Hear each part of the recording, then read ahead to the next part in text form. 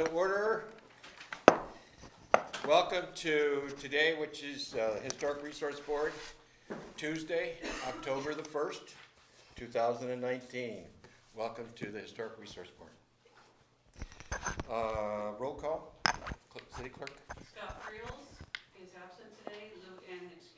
Louis Machain. Here. Shirley Brewer. Here. Yolanda Delgado. Present. And David Medeiros. Here. We have a quorum. Thank you.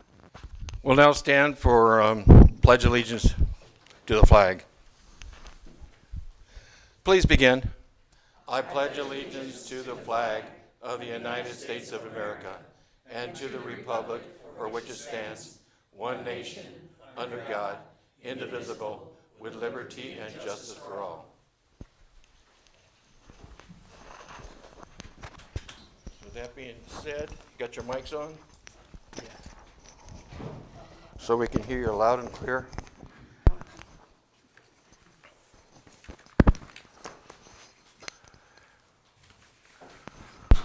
Okay, so staff, do we have any public comments?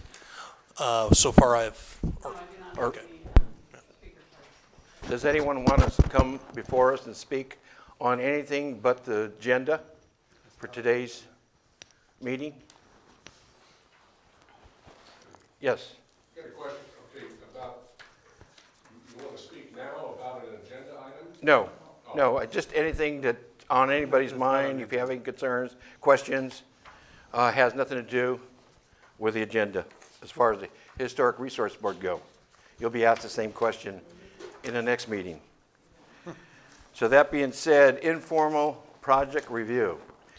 Just for everybody's information, any potential and or future project applicant may present his project to the board during informal project review for the purpose of gaining information as preliminary feedback only. No formal application is required and no action will be taken by the commission on any item at this time. So do we have any informal project reviews? Mr. Vice Chair, no, sir. We do not. I have not received those requests. Thank you. Consent items, just for your information.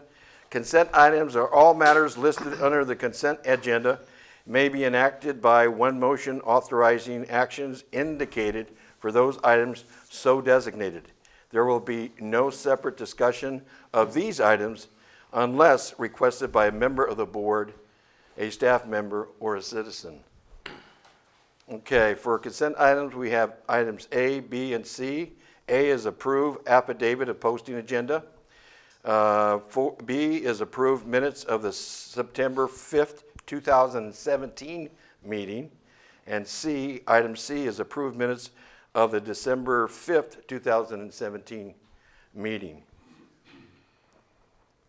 Mr. Vice Chair, I'd like to make a motion that we approve Second. all three. All three, A, B, and C? Okay, Yes. do I hear a second? Second. All in favor? Aye. Aye. Okay, that being said, the next item is a discussion item, and A is next steps for the Historic Resource Board. Staff, do you have any to report on that? Thank you, Vice Chair. Pardon me. Pardon me. Take a breath. I've been in my office all day. Thank you, Planning Commission. Just for a quick review, and I might have the dates wrong. I believe in August, the City Council considered a letter from the Planning Commission to whether or not to keep the Planning Commission and HRB together as described in the current city ordinances, or whether or not to separate them. And the Planning Commission sent a letter. David and Shirley authored a letter after working hard on that, suggesting that they consider splitting the two boards. And the City Council did not like that idea, did not support it. And it was a 4-0 vote with Councilmember DeVries absent, suggesting that the two committees stay together. So having said that, Councilmember DeVries was present at the September 17 meeting and brought up the matter again. And the City Council didn't grab a hold of it and say, let's look at this again. And so what was suggested at the last City Council meeting was that we take some time to review the policies and so forth. And so I haven't had much time to do that. And what I'm learning is how much more the community knows than I know about historic preservation, to be quite honest with you. I'll just be fair and honest with you, and humble, if I may. So one thing I have noticed is we've been working on other planning policies within our general plan, within our zoning code. The housing element definitely speaks to this. There's a need to not just look at the housing element itself, but we have 6, 7, maybe 8 different things that spin off of this. We've talked about now the need to modify the inclusionary housing ordinance, the need to modify the language in our zoning code to match current state law. And because I have the same email address as past city managers, I continue to get these listservs, and I've learned what CLG is, sort of. And this is the certified local government that has a plan and a report that they submit on an annual basis. So David and I had a conversation, what should the Historic Resources Board be doing? And this is something that we used to do. And in search of the records, I find that we haven't provided a CLG report to the State Office of Historic Preservation since 2014. And please correct me if I'm wrong, that's all I could find on our current computers. So as I glance through our zoning code, and I'm getting emails from San Diego Gaslight District, from Pasadena, from other CLG organizations. Hey, have you complied with SB whatever, changing CEQA as it applies to historic preservation? And I'm looking through our ordinance going, gee, I don't think it's been revised since 2007 or so. So what I would like to do, before we talk about the tip of the iceberg, is take more time to explore our historic preservation ordinance and our zoning laws as they stand, and update them and bring them forward, and see how robust the energy is in the community to continue historic preservation efforts, because the efforts and the time that went into receiving grant funds and managing those grant funds and getting 3rd Street declared a historic part of our district in 2008, this was a heck of a lot of work. And so it's all super important to this community, and it is time to look at it and refresh it and bring it up on speed. So what can we do to help the planning commissioners? Well, there's a criteria for who should be on the Historic Resources Board. At least 2 members of our planning commission should be qualified. Qualified to the point where they have appointed among professionals in the disciplines of history, architecture, architectural history, planning, prehistoric and historic archaeology, folklore, cultural anthropology, curation, conservation, landscape, architecture-related disciplines. So I don't know, and I haven't gone back through your files and read all of your resumes. I'm not sure, if we meet that criteria. The term of the board, of course, is the same as the Planning Commission. The Historical Resources Inventory, 2006, 1981, the 45 years identified. There's a whole bunch of stuff in here that I don't think we're doing. And that before we start doing them again, we need to update this so that we do them right the first time. So that's my recommendation. So to that end, we sent out a proposal to 3 different professional planning firms discussing the needs for a planning director level to support Todd and I in planning reviews. And in there, I listed on the specifications both short-term goals and long-term advanced planning goals. So looking for a firm and a price per hour to pay for a professional to help us update our ordinances, and our historic preservation was one of those. And if we go to these firms like EMC, who's here tonight, 4Leaf, our current building official, is employed by 4Leaf. That's Todd's background. They have planning professionals as well. I walked Main Street, 3rd Street, apologize, that's Salinas. I walked 3rd Street with the planning director Friday afternoon, asking him what he thought, and he was just amazed. And so I think as we consider how to staff this and how to support you, I'm trying to bring in some professional help with some knowledge and background to do that. Now, to pay for that, I have a 3-month vacancy in what the City Council approved as a deputy city manager position. So I advertise this as a 3-month position to help us get our systems and our ordinances revamped and revised. But historic resources would be one. Our other planning codes that need to be updated would be included in that batch. So with that, I think, David, you asked a great question of me. The council wants us to work more. It does talk about the role of HRB members as attending training. And so we've offered training to you, but what's a whole lot easier and simpler these days is a webinar and a link, something that you can watch when you have a free hour or two. I was shown a whole list of those related to another topic today, where anytime you had a free hour for lunch, you could get together and watch these things and get up to speed. Some of the detail is, as I'm sure some of you can attest that are here tonight, go into great detail. We have this whole listserv discussion about pipe handrails on the back stairs of a historic building in San Diego, and I'm like, oh, okay. It's getting into the weeds and into the minutia. So you have to find folks who love that stuff and see the value of it and the importance of it. So I just wanted to kind of paint a picture from the city manager's point of view of how we should move forward, and between now and December 31st, how I'd like to move forward to offer you more support, and more support for Todd and I in that regard. So. Well, that sounds great. Do we have any questions? Or suggestions? From the board members? Shirley? I may have one or two Right now? right now. Okay. We're listening. Yeah, I wrote down a few notes or whatever about what I think, because I'm not prepared to let this drop, no matter what the council said. I would like to explore it more, and I don't know how David feels. We've not talked about that, or the other 3 members of the board. I would like to make an appointment with the Historical Society to talk to them and kind of pick their brains to see how they would feel about that. What I've heard just right off the cuff are, you know, pretty much even between pro and con about separating the 2 boards.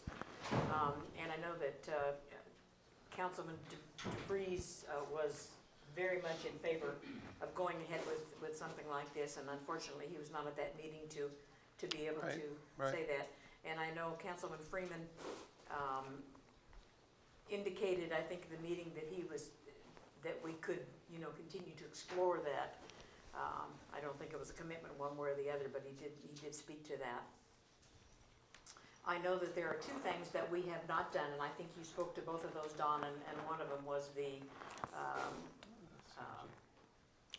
being able to apply for the grants for that, and there's several things that we have not done, and one is the education, and I don't know how the prior HRB and PC have handled it. I have never heard of anybody going to any of these trainings or taking webinars or whatever, but perhaps they may have. But I think that's something that we have not done. I think there were, all 4 of us were on the Queen Mary when we went, that was a planning commission information Thought you were at a wedding. as opposed to HRB.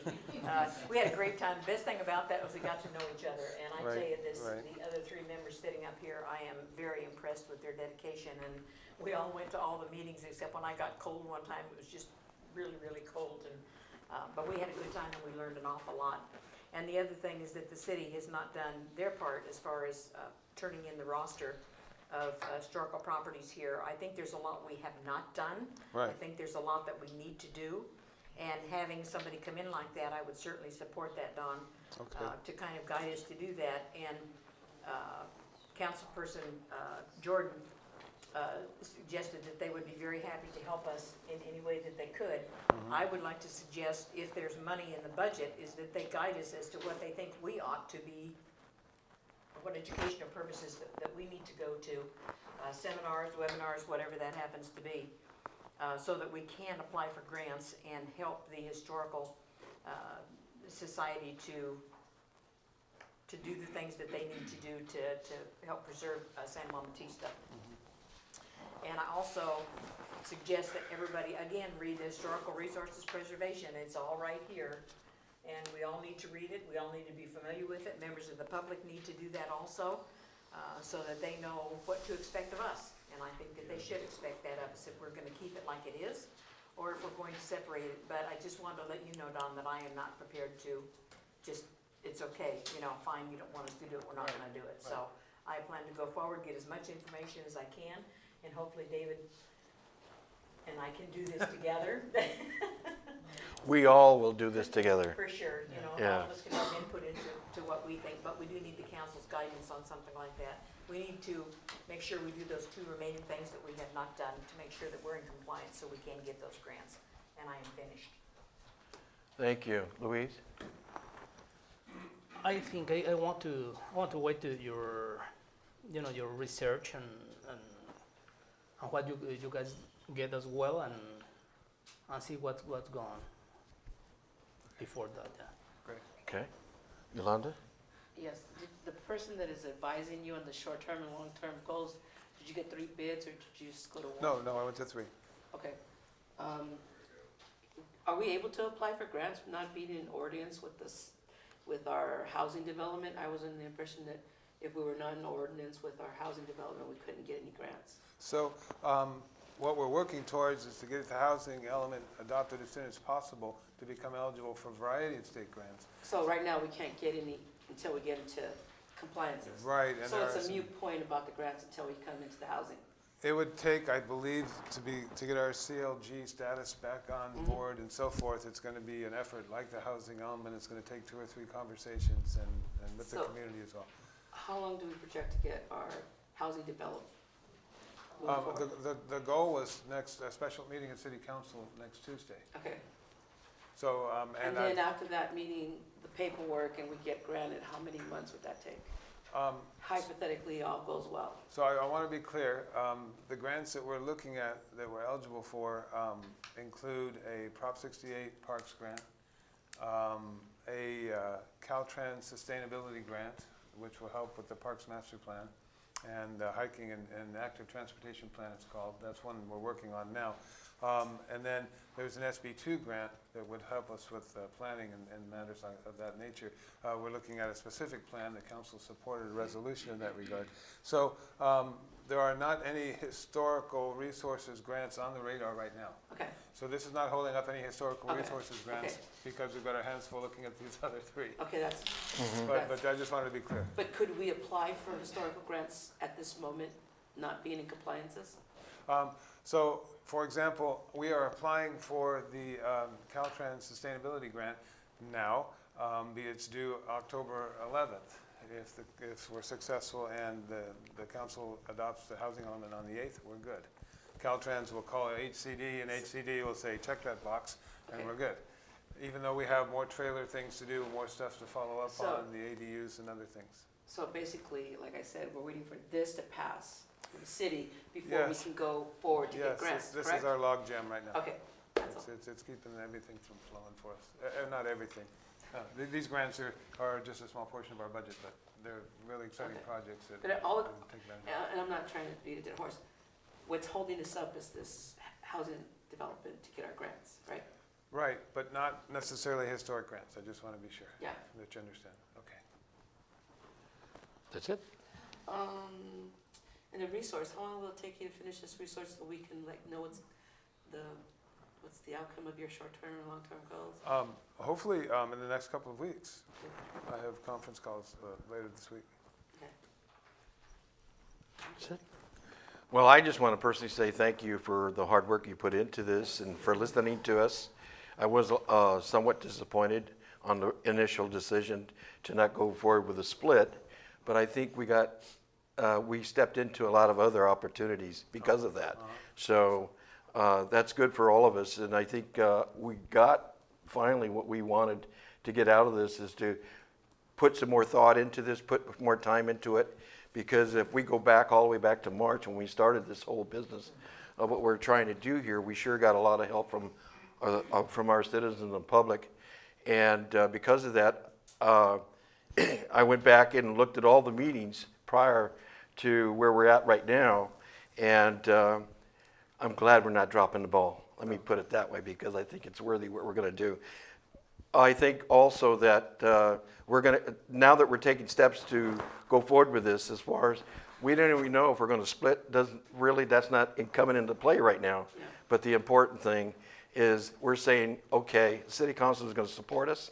What is it you're going to support us with? And how do we do historic preservation better? Right, and Absolutely. There, you got my attention. right, exactly. So that's exactly what we're looking for, just to begin with.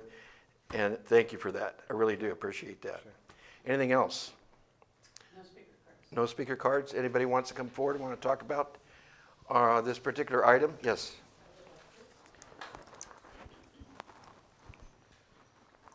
Darlene Boyd, I live on 22 North Street. And having served as a planning commissioner,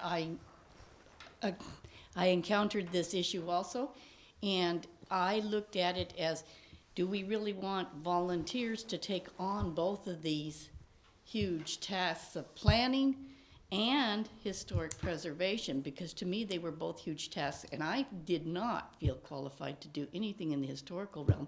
I relied basically on talking to the historical people that are very interested in this, and I assume that's who you got most of your letters from. But as a planning commissioner, I looked at it and said, you know, this is not something you would ask a volunteer to do. And we have to remember, we're working with volunteers in this city. And I have had a lot of organizational development background in working with volunteers. So I just think it's a huge, huge thing to ask of volunteers. And especially in the time involved and the minutia that you have to get into to make these decisions. And like you said, there's so many other changes that are coming down. You know, it deserves research, and I appreciate the fact that you're going to do that. Okay? Thank you very much. Sure. Thank you. Thank you. Anybody else? Just a little information item for all of you. The Walking Trail Committee has been moving forward in cataloging more inventory, expanding the inventory. We've come up with a number of little buildings and sites and whatnot of historical significance, and we really want to push it as fast as we can, because some of our of my generation are getting to the point where they're not going to be with us any longer. So we want to be sure that we delve into their knowledge, their backgrounds here in town. So just so you know, that's being moved forward. Thank you. Anybody else? Board members? That's it? Staff? Close this item. Thank you very much, everyone. Now the next item 6, which is comments. Does the board members have any more further comments that they want to add to this meeting? Anybody? Planner? No, sir. No. City manager? No, sir. Anybody want to make a motion to adjourn the meeting? Make a motion, we adjourn. I'll second. The Historic Resource Board meeting is now closed. You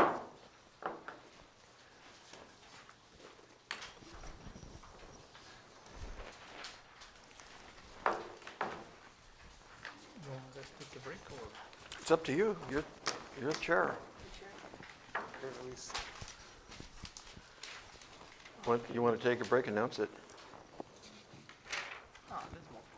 move. Okay.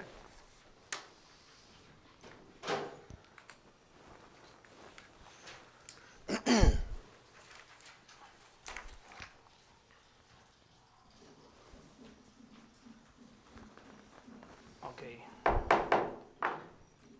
Okay, welcome to the regular planning commission meeting. It's 6:23. Please, like a call to the order, please. Scott Friels, excused. Luis Machain, Here. Shirley Brewer, Here. Yolanda Delgado, Present. and David Madera. Here. Thank you, we have 4. We have some public comments. Yes, Carl Vaughn.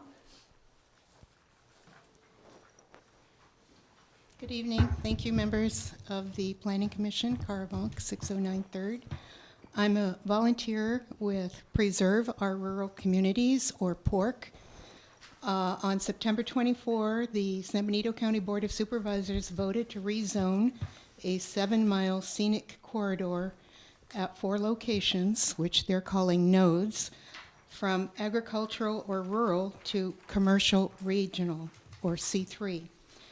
Each of these nodes would allow a 125-room hotel, 100,000 square feet of gas stations, restaurants, retail, entertainment, and 30 residential units, potentially 54 if they're affordable, and huge signs up to 65 feet tall. The nodes are at Beta Bell, Highway 129, Rocks Ranch, and Livestock 101. Our own San Juan Bautista City Council took an opposed stance to this with 1 abstention, and they wrote a letter to the County Board of Supervisors to that effect. The impacts, water, traffic, pollution, as well as ruining our cultural landscape, and it may also hurt our San Juan Bautista businesses, in my opinion, because a lot of people on their way north or south will stop here for lunch or dinner, and if they have a restaurant handy, on the road, they'll probably stop there rather than taking that extra 15 minutes to get here. All right, let's see. Oh, by the way, these are the first 4 that they're dealing with in the general plan. There are 16 identified, some on 156, Highway 25, and as far as Piscines and Tres Pinos. So we, a community of many volunteers, are gathering signatures of San Benito County registered voters to put this on the ballot and to let the voters decide this issue. And we did do this successfully with fracking, as you may recall. So I'll be at the Windmill Plaza from 10 a.m. to 1 o'clock tomorrow. And I think you can also sign at Vertigo. One of the other volunteers is here, Jackie Lopez. And then also stay to the conclusion of this meeting if any of you would like to sign. You do have to be a registered voter with your current address. Thank you. Thank you, Cara. Any other public comments? Okay. Comments? Okay, let's go. Informal project review, anything? No, sir. I have no request for informal project reviews. Okay. Council agenda, approve affidavit posting agenda, approve affidavit of a posting public hearing notice, approve minutes for the September 5, 2017 meeting, approve minutes for the December 5, 2017 meeting. Somebody want to make to move a motion? I'd like to make a motion that we accept all 3, please. I second. All in favor? Aye. There's 4. 4 items. That's fine. Thank you. Yeah. Pass. A, B, C, and D. A, B, C, and D, yeah. Okay. Okay, public, Understood. public Thank you for hearing the correction, Don. items. Yeah, thank you. Public hearing items. Chair, it was requested that item 6 be heard before item 5, if the commission Yeah. is okay. I need to, Item 6 is a discussion item for La Casa Rosa. right. Okay, so let's move in number 6. Because on number 5, I need to recuse myself. Because so let's move in number 6 and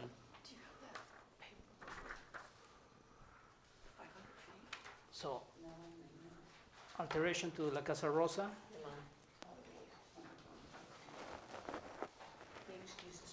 This one, I just want to see if I'm in Casa Rosa, because I'm not graduate. Oh, okay. I thought so. We only had 3 that were eligible. Was that true? That was on the, is that on the Casa Rosa? On the Casa Rosa, it's only a discussion item. There's no vote. Yeah. No action. no. Yeah. So I can, regardless, I could do that. Thank you, sure. Right, okay. So a discussion item about the Casa Rosa alteration to La Casa Rosa, 107 3rd Street. Thank you, Chair Luis. I'll give the staff report real briefly. This is just a discussion item tonight to see the council, the Planning Commission's feedback and the public's feedback on this project as proposed. It came to Todd several months ago as the property fell out of escrow with the April 4, 2017 development approval. That project was approved to build on the existing footprint at the time. a restaurant, a commercial use downstairs with a 2-bedroom apartment on the upstairs portion. It had a rear addition that included part of the restaurant and access ways, main buildings, and a garage. The second part was a requirement to obtain building permits before any alterations could take place, but unfortunately, staff discovered that a great deal of demo work had occurred without the permits. And in March, the city had to provide structural support work to prevent the balcony from falling. And this cost to the city was about $15,000, and a lien was placed on the property. Staff became aware that the project was in escrow a few months ago because the title company was seeking information about the city's cost to make the building safe. The buyer then came forward with a proposal that matched the same footprint as the 2017 approval and was seeking staff's approval on his proposal, speaking that it was the same as the 2017 proposal. But it is different in that he is primarily a residential developer and wanted to see if we could allow more units on the property. So we had a long discussion, and in light of the new housing incentives for affordable housing, we provided 2 options to the developer. Please keep the front of the building exactly the same, which is why I chose to make this come forward to the Planning Commission, not the HRB. If you disagree, we can bring it back in November to the HRB, whichever. We'll leave that to your discretion. But nonetheless, the 2 units would be converting the garage and the unused space in the back for a second residential apartment. He then came back and said, you know, if we could do 4 units, that would be great. But the zoning didn't get us there unless we considered a density bonus under the new to be adopted incentives for affordable housing. And so if he was willing to go forward with 4 units that were deed restricted, and we haven't negotiated a number of years yet, maybe 10 or 15 years shorter than the normal time he would like to use, and I'll let the developer speak for himself, he's here tonight, then we could do 4 affordable units, or we could do 2 market rate units. We don't have any affordable units that are deed restricted in the city that I'm aware of, so this would be a start towards meeting our regional housing needs assessment, so that would be great for us. And I'm just happy to hear that someone wants to take care of that building and fix it up and put it back into use for us. So what that ultimate use is, he's doing his best to stay consistent with that 2017 approval, and he has every intent, as I understand it, to keep the facade and the front of the building the same. So with that, if the council has any discussion or questions of myself, the developer is here. We did receive a letter that makes a lot of points from Emily Renzel, and I've had a conversation with the developer. We've discussed the letter, and so we have some responses to some of the concerns expressed there, and I'm sure the members of the public have information to share with us as well. So with that, Luis, I'll leave it to the Planning Commission to take forward.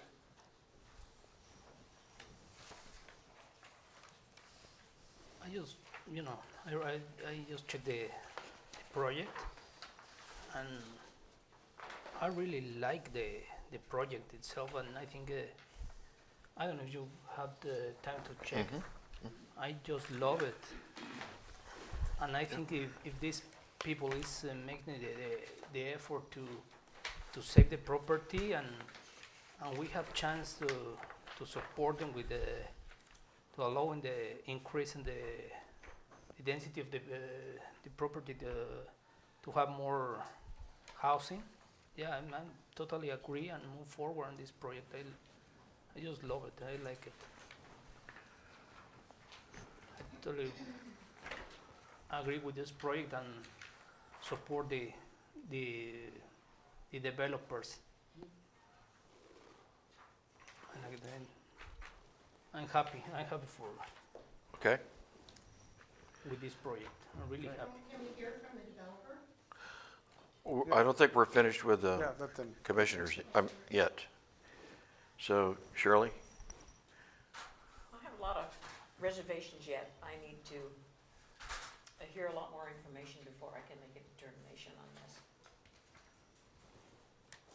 You know, I'm grateful for someone buying that and trying to keep the front. Parking across the street, there's 2 trailers from the thrift shop that is on the street that don't have tags. And I brought up to Todd, and they're still there, so if we're talking about parking, let's clean up our parking and get rid of abandoned vehicles. I mean, over there at the, isn't there apartments above all the bars and stuff? Isn't there some above some of the bars too, on, across the street? So it would be idealistic because we want a business on the bottom and some apartments on top. And as parking goes along, I mean, down Franklin, if you guys get rid of the trailers that are not tagged in the street, those residents can park there in front. I mean, I don't see a parking problem or else. And like Luis, I'm excited that someone has purchased this building, wants to keep the front. I don't know about 4 units, but if it's city, if it's in the city guidelines, then he's following what the city ordinance are, right? For affordable units, and they Yeah. would have to be deed restricted, Right? So he would be following the city ordinance, he Right. wouldn't be going against the city ordinance, right? so. We need to take a, we need to note that this guy is making a lot of, is putting a lot of money in Yes, front for to save this property. And that I think balcony, that we need to is gonna support be- this guy. humongous, because we want that balcony as a historical Right, monument. right. And if he's wanting to keep it intact and fix it and make it whole, great. I mean, pending termites and other things. Yes. I mean, And yeah. the preservation ordinance speaks to that. Yes. What are acceptable materials? Because that's one concern of mine, Right. is that balcony, is it gonna be, if some wood has to be redone, is it gonna be done with the right wood? Mm-hmm. And is it going to be done correctly? Well, I have, I don't know about concerns, but I do have reservations as far as developing this particular area, which is right downtown in historical district and what have you. So that really has to come under a lot of consideration as to what we need to do, particularly to preserving the building itself, to make sure that we do not do anything to hamper it. I think we need to find out what period we're trying to preserve here, to make sure that when we talk in balconies versus roofs and what have you, were they there in the first place, when that building was placed? So there's a lot of, I think we still a lot to do a lot. But I think if we go any further on this subject, you said the developer's here? Yes. Maybe we need to listen to that person first before we have any more questions from the commission, before we turn it over to the public. So I personally would like to invite the Yeah, great, developer up here, if you'd be so kind to. right. So, Ray, would you like to come up and share your plan with us? Thank you. Good evening, Planning Commissioners. Raid Farhat. I am a local developer out of Watsonville. I live in Aromas. I have not purchased this property yet. I'm still in the due diligence period. I've invested quite a bit of time, money, and energy into it. Todd and Don have been great. And I guess one of the things I'm hearing, just sitting back about the historical, this is a historical preservation, is how we're handling it as a rehabilitation. We're not, and there's certain guidelines that we have to abide by. So the material that unfortunately was taken down, I don't know if you guys are familiar with the story, there's some wood material in the back under a tarp. I have not had the privilege of inspecting it to see, it was 1x12, it was, that's how the back portion of the building was built. It wasn't framed really on the inside. The front facade, I have no intentions of changing. The letter that we got, I do have some responses to the letter. Actually, after I spoke with Don, I called the architect just to kind of, I'm not sure the person who, I don't know if the person who wrote the letter had seen the plans or if she was going off of. We have the plans in the packet, so she saw those for sure. But I thought in the letter she mentioned that she actually met with the architect. So Because the architect's the same as the 2017 correct. architect, So right? what we've done in order to keep consistency and the person who we felt to have the most knowledge of the building, the people who have been working on it the longest, which in this case would be the architect, engineers, and consultants from the past. Even though they're a lot more expensive than the engineers, architects that I use on all my developments, to start over from scratch to somebody that it would just be too much education that they would need to have for. And this particular architect, in fairness to him, he is very highly recommended as a historical preservation architect. Part of the redesign that he did was some of the dialogue that he had with the neighbor. We actually removed a staircase that was closest to her property that was previously approved in a 2017 plan. The front facade, I mean, she mentions that she's concerned about it being replaced. They may look different on the architectural drawings here, and that's only because they use a CAD file, and they're probably not the exact doors and the facade of how it actually looks out there to what's on their CAD file. But the front, we have no intention of changing other than repairing what's there. I think staff already did quite a good job of making it safe. We haven't had it inspected to see what would need to be done, but our intent is to keep that facade. Truthfully, I'm a subdivision developer. I've done a couple of historical homes. I don't know why I like them. I mean, if it's part of the challenge, but they are a headache, and it is more costly to do than it's cheaper to knock it down and start from scratch than it is to keep what's there. For whatever reason, last 5 or 7 years, I've done a couple of them, and I guess I like them. I mean, so the plan is to keep it. I mean, I live 10 minutes away. We do come to San Juan often. The only way this makes sense is with the residential components. I mean, because the previous plan that was approved in 2017, it was too big of a restaurant for the location, and it would have cost too much to do.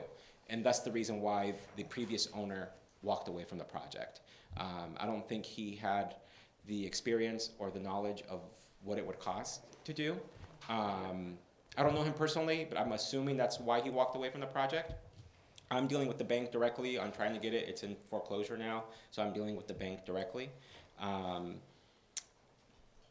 I feel the mixed use, if we look at downtowns and what we're trying to do and bring people here, and you look at the hustle and bustle of our downtown that's here, I mean, these are going to be small units, so it's not going to be huge families living there. A lot of them will probably be the employees who work downtown. So where instead of them having to come from wherever they live now, they could find a place and they could walk to work. And I think that's what downtown urban is what is intended for. So I'm open to any questions, suggestions as far as what's there, but I do want to make it that this is a historical preservation, rehabilitation project. It's not a remodel of what's existing and let's just do whatever we're going to do. Granted, there is some material that we're not going to be able to source, just I mean from the era of what it was. There's a pile back there. I have not had the privilege to inspect it to see if it's all rotted, if any of it's working or not working, but we would do our best to preserve it. So if anybody has any questions, I'll try to do the best that I can to answer them for you. Yeah, I really read even the notes about this project because we're really fighting to save this building, and in some notes I read about they gonna keep the facade and everything is trying to match with the facade. So I'm kind of relieved about what you're doing. So I'm happy because I think finally we're gonna save this building. It's in pretty rough shape. Yeah. I mean, in a weird way, that's probably what drove me to it. I mean, if it was easy, I probably, I don't know. I just built subdivisions, so I mean, it's, so I don't know. I mean, I think that keeping it, this would be a property that I would keep as opposed to selling. Tax revenue to the city. I mean, more housing that, I don't know how bad the housing crisis is here. Everywhere else that I build, it's completely slim. Affordable housing is gold, I mean, in the sense of what's needed just because of the price of everything being so expensive. that's where we decided on going with the density bonus and doing that. Most developers wouldn't have done even with that, because 2 units I think is what I'm allowed. I mean, I could have put another unit back there that would have been bigger, and just had 2 units as opposed to 4 residential units. But I did feel that, yeah, some of the employees downtown should have a place where they could afford to live in the town where they work, and that was one of the factors that we took in when we were determining as far as doing the Golden Hill. Most of the subdivisions that I do, we have a 15% to 20% affordable housing plan that's implemented in anything that we do. This one would be, I mean, with the exception of the commercial component, all the residential component would be 100% affordable housing. All right. Questions? Comments? I have concerns about parking, I have concerns about the density. I love the fact that they would be deed restricted. My hope was that they would be in perpetuity, but I think that's probably not gonna happen. But, you know, a long time. I don't like to pay lip service to affordable housing that will never happen for people coming in. What the heck does affordable housing mean? You know, is there some criteria to do that? But, I'm absolutely delighted that somebody's looking at the building to try to do something. We need something done about that building. So I appreciate your efforts to do that, but I still do have some concerns about that. And as we go forward, I would, be grateful to have the answers to, I think parking is a big deal. I mean, gosh, it's hard to park down there anyhow. But I think conceptually, it's a good idea. So you're saying if you only have 2 units that they're not going to be affordable housing? They would be just at market value? Correct. Okay. And I don't know if I would actually move forward with the project with 2 only the units. 2? Correct. Would not be economically feasible for you to do that? It's a lot of money that would have to be invested into building this out. I mean, we're talking, almost $1 million that it would cost to build out. So if we don't get a certain rate of return on our investment, as much as we like to do these tough projects, and as much as I enjoy that challenge, at the end of the day, it still has to make sense. I absolutely understand the ROI on something like that. You're not doing this because you have a great heart, even though you do have I do have a great heart, though. That we're concerned with, yeah. I mean, because truthfully, I could have just completely passed on this deal. I mean, when it came through my my desk, I mean, I get deals every day, literally. Again, most of them are not really deals, but I get stuff on my desk every day of a new deal somebody pitching me. When this one came up, I was like, you know what? It's 10 minutes away from my house. It'll be good to bring the kids here and kind of showing them as far as what's there, showing them the progress. I mean, seeing as far as what's there now and what we would be able to do. One of the reasons why I agreed with Dawn on bringing this here now, because usually I'm here talking and pitching my project and expecting a vote to come after this, but it's because we do want to be transparent with the public, the residents. We know what happened before, and there's people who have been upset, and we want to be completely transparent, and it's not lip service. What I say I'm going to do, I'm going to do. I mean, if they're going to be affordable housing, they will be deed restricted, so we have no out on there. The material that's there, we could all go inspect it together if you guys want to see as far as what is able to be preserved and what's not. And when it's not able to be preserved, we'll do our best to try to match something close to it. The parking's an issue. It's downtown. Every downtown has its parking issues. Again, I think that this would not add a whole lot more. It's not going to solve the parking problem, and that's not what the intent here. But I think because they're small units, I think the 2-bedroom is 800 or 900 square feet. The other ones are between 300 and 400 square feet. So it's probably going to be for single people or maybe a couple. So the plan would be maybe having a bike rack somewhere where they could bike to work, do that. Hopefully it's people who actually live in San Juan Bautista. I mean, part of the criteria with the affordable housing is there's certain income limitations as far as what they could earn, and there's certain rent caps as what we could charge. And those are Right, so Yolanda and I, we've had this conversation before. In our housing element, it talks, what is the average income for the people living here? And 30% of that income is what we can afford for housing. So I shared a schedule with the developer, showing both very low and extremely low income, like a homeless person, all the way up to the median income, which is still considered low income, or a median is still an affordable unit compared to the newer units that are being built right now.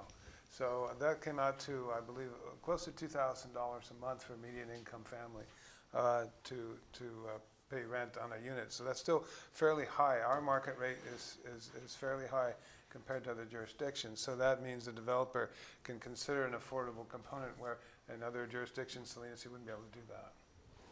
So it makes us unique, and we did look at the criteria closely. I look forward to hearing more about it and being much more informed about it than I feel like I am right now. I too like to say that I'm encouraged to go forward with this development, but I also look forward to develop it in such a way that this could be the beginning of something good for the city itself, where it becomes a model or an example of how we can preserve and grow sensibly and responsibly, and particularly in a historical district as San Juan Bautista.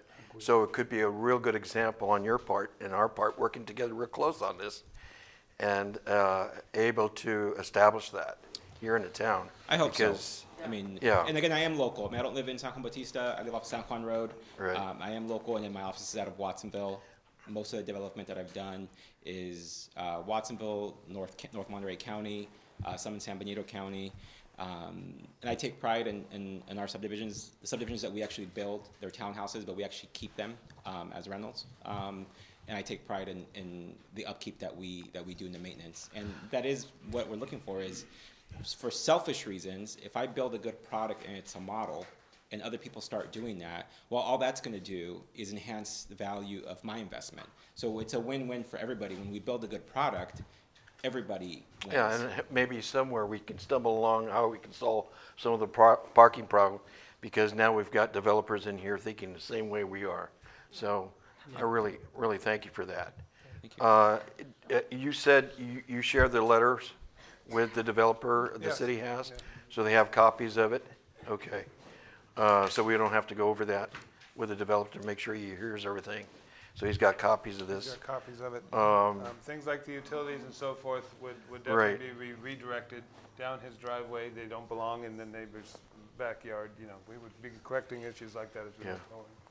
So we're probably going to open to the public. Sure. and Yeah, if anybody has any Hopefully questions, I'm you'll here. stay Yeah. and have I think Yolanda? a good listen. You Yeah. said you would sell 2 of the units. Would they be the upstairs units or the downstairs units? I won't sell any of the Oh, you units. keep I them would all? keep them all. Okay. Yeah. Correct. And And you this is a, it's it's not a subdivision here, so this would be a single apartment per se mixed use building. So I would not be able to piece them.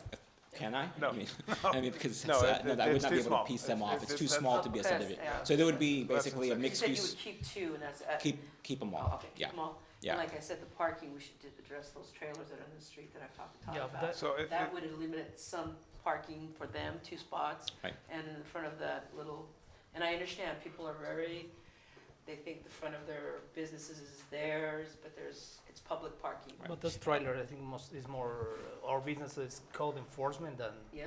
It's probably- And I guess the other part too is, at one time it was an open business. I'm not sure what was there before, but it was a restaurant.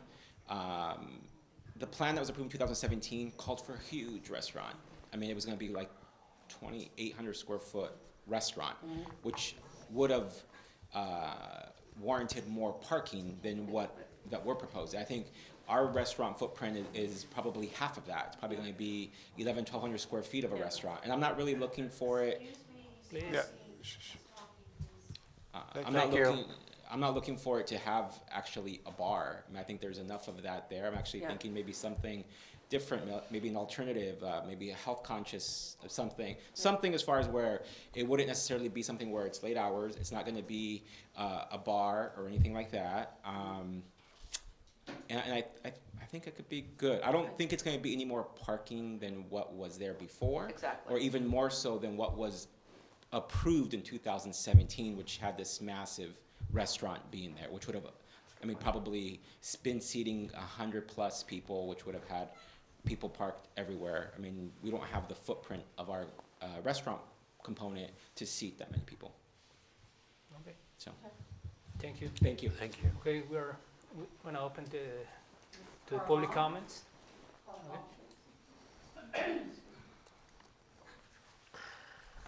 Thank you, Planning Commissioners, Caravonk, 609 Third. I would like to address a couple of the points that were made by the owner of the property adjacent, the Casa de Anza, Emily Renzel. First of all, I hope you will attach conditions of approval to this project. And first of all, I want to say I'm very happy that somebody has stepped forward also, because, you know, it's been kind of an eyesore for a long time.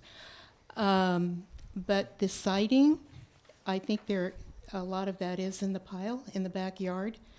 And I think the developer should be asked to use as much of the original siding as possible, because as we know, in the 1800s, the redwood boards were real redwood, and also they have a lot of character, having, you know, gone through the elements for all of those years. So I think that should be a condition of approval, to use as much of the original material as possible. Then I'd like to discuss what's been referred to as the balcony. And I think we need to get rid of that word balcony, because really what it is a roof overhang. It's not a balcony. And there's a lot of confusion and concern about whether that is going to stay the way it is. It has a very decorative railing, very unusual railing that should be maintained. That railing is shorter than what's required under current codes, building codes. So there should not be access to that roof overhang. I know one of our planning commissioners, when he was a kid, got up there to watch a parade with all his buddies, but I don't think it was built to be a balcony. So if we want to maintain the historic character, I think, you know, that door should be locked, and we should preserve it the way it is and not use it as a balcony. Yeah, but I think there could be another options to be on code with our balcony and. Well, the historic Yeah. building code should be applied. Right, the HBC, which And we're updating January. I am familiar with Mr. Garavaglia, who is the historic architect. Okay. He's very highly regarded, Yeah. and he has been very involved with the California Preservation Foundation. I think he's been on its board in the past. But so I just want to make, like, one of the conditions, hopefully, will be to keep that roof overhang the way it is and to restore it. Then there's the issue of density. This project is very dense. It's also very close to Hardiness. I don't know what the setback is on that side yard next to the Hardiness, but the developer should know that Hardiness is extremely noisy. So I hope that he's going to put in a lot of insulation. Mr. Jim West, when he owned his property, We are on time. I'm out of time. Yeah. Okay.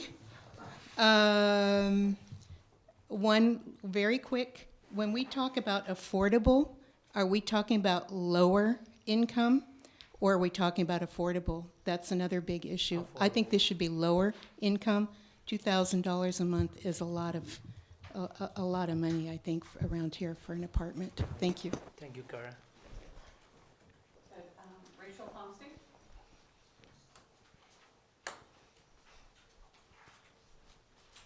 I'm like a lot of us here, glad that there is prospect in restoring La Casa Rosa. It was a real shock to the whole community of what happened to that building.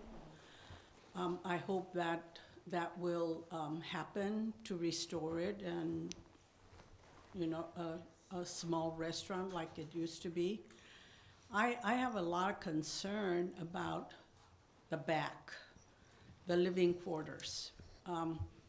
I know that low-income housing and affordable housing is a big issue here, and we've been talking about it a lot. A lot of the community has a lot of concerns about that, and there needs to be some clarification on exactly what that is and who can do it.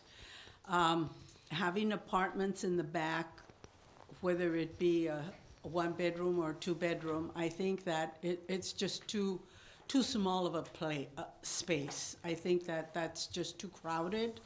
I worry about the safety of it all.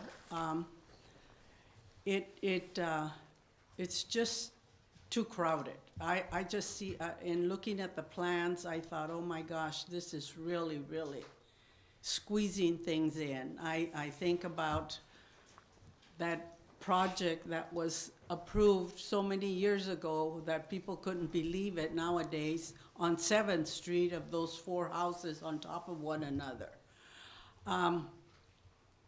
I hope that you will all take a second look at the proposed buildings in the back. I understand that it's going to be very expensive, and the person that takes this project on has to have some revenue, but I would suggest strongly that you consider the close proximity of that whole area of Jardines, the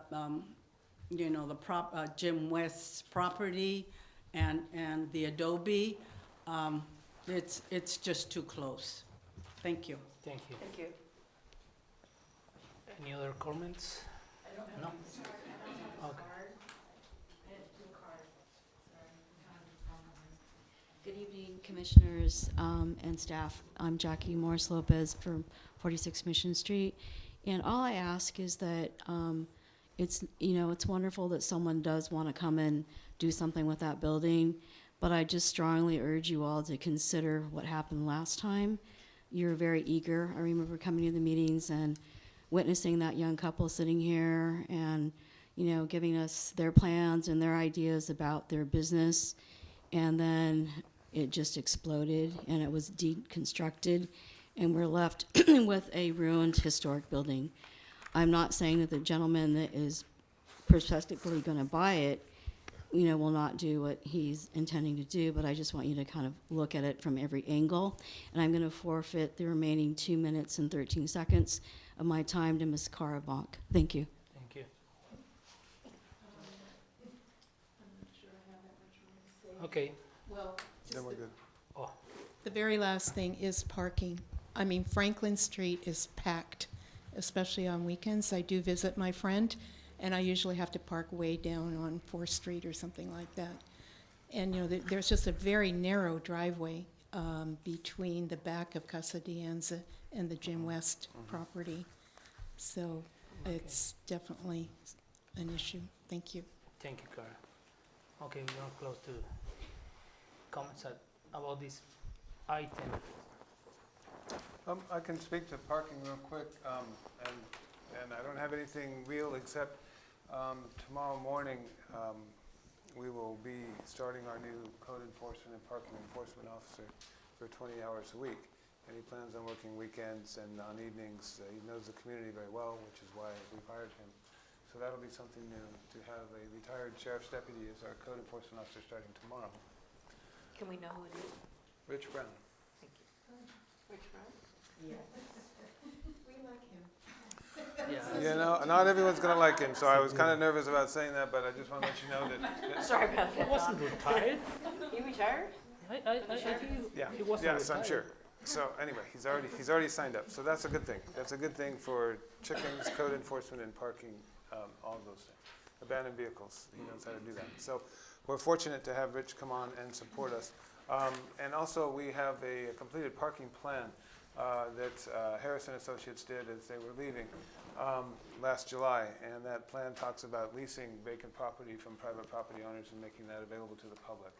So the Union Bank project, for example, if we were able to lease that and take responsibility for it, would she allow us to open it up for more parking downtown? So that plan is there as well, and I hope to bring that forward to the commission and the city council as soon as I'm able. It has suggestions and ideas like that for expanding our parking downtown. So we're not going at this blind. It's a whole big picture. Each little piece of the puzzle is connected. But it doesn't make sense to have new parking rules and regulations if you can't enforce them. So you got to get all the pieces in place at once. Okay, thank you.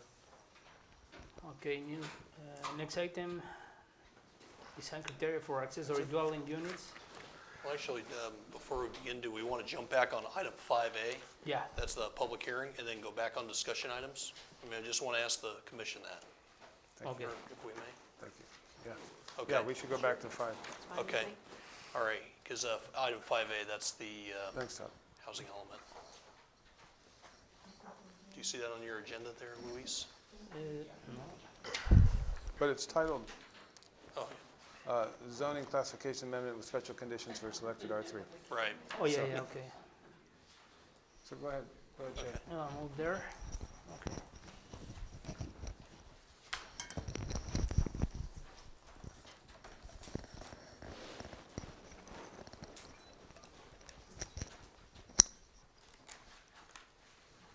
Okay. Discussion, You want to introduce Here. EMC? Here, I'll go ahead and introduce. Okay, I'll just go and begin right now, Yeah, Mr. read these Chair. 2 options so that we Oh, understand. sure, absolutely. Thank you. Go ahead and So- pull this up. So the commission right now is going for public hearing Yeah. for item A Item on 5A, 5A. correct, sir. And that is recommended city council approval of a general plan amend and zone change for 70 McCollum Street, parcel number 002-350-002, as an adequate site for affordable housing. The property is currently zoned mixed use, proposed amendment to high-density residential. Here, I need to recuse myself because That's correct. the That's why David's doing it. buffer. Okay. Before we begin any deliberation, we just need the chair, Luis Monchain, to recuse himself until the item is done. Okay, All right. And David, what's that? will we be voting on this tonight? Will we be voting on this tonight? Yeah, see you in a few. With 3? yeah. Okay. Okay. And then just for the record, Vice Chair of the HRB, David Maderos, will be chairing this segment of the hearing. Okay, let me just go ahead and I'm going to give a quick staff report, and then we'll turn it over to EMC Planning Group. Ladies and gentlemen, this item is a continuation from the September 3rd item. This is all part of the housing element update, and this time it's to select a site for possible zone change.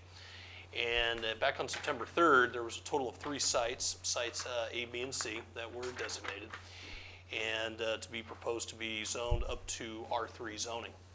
Since that time, and actually starting on September 3rd, a 4th site was discussed. And that was located actually right next door to Site B, right across the street from the Valero gas station. This 4th site, Site D, is located at 70 McKelvey Street. It's the location where the old Chalmers house is located, and that's what was discussed. Staff has been in contact with the property owner. The current zoning on site is mixed use, and we have a couple of options on the table for the Planning Commission to consider. One of them, let's go ahead and I'll go back here. Option 1, general plan amendment, zone change to increase the zoning from mixed use to R3, as was proposed back in September. But option 2 was discussed amongst city staff and then the EMC Planning Group. Zoning ordinance text amendment, only to that. No, this would not include a resident designation or a rezoning of this property. It would remain as mixed use, but it would have special overlay conditions or overlay amendments to that site specifically that would allow greater flexibility of the current mixed-use zone for the property owner if they should choose to, move in the direction of affordable housing with high-density housing. So that way it remains all the same. The other reason behind that is for the timing perspective to keep the CEQA process or California Environmental Quality Act going as opposed to recirculating it. That was one of the pieces of information that came about. That concludes my briefing that I have for you tonight. I would like to turn this over to Mr. Richard James, EMC Planning Group, who is here to discuss this item. Richard, welcome. Good evening. Can we bring the slideshow up? Oh, let's see. Do I need to press a button? No? Oh.